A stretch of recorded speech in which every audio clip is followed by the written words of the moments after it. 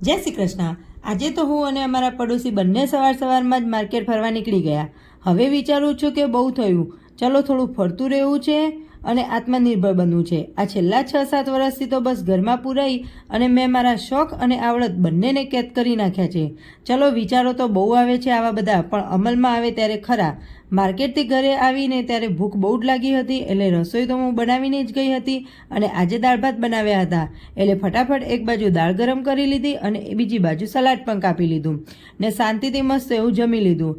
આજે તો સાંજે 5 વાગે ફરીથી મારી રસોઈ પણ બની ગઈ હતી, કેમ કે આજે મારે ગુરુવારિયામાં જવાનું હતું શાકભાજી લેવા અને આવીને બહુ લેટ થઈ જાય છે, એટલે મેં આજે પહેલેથી જ બનાવીને મૂકી દીધું, એટલે આવીને મને શાકભાજી સાફ કરવામાં વાર ના લાગે।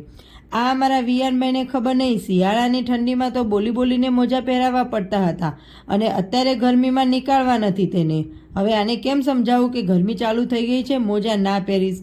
પછી અમે ગયા હતા ગુરુવારિયામાં અને આજે તો બધું શાકભાજી તો સાફ થઈ ગયું, પણ છેલ્લે તોય મેથી તો બાકી જ રહી ગઈ। હવે તેને કાલે સાફ કરીશું।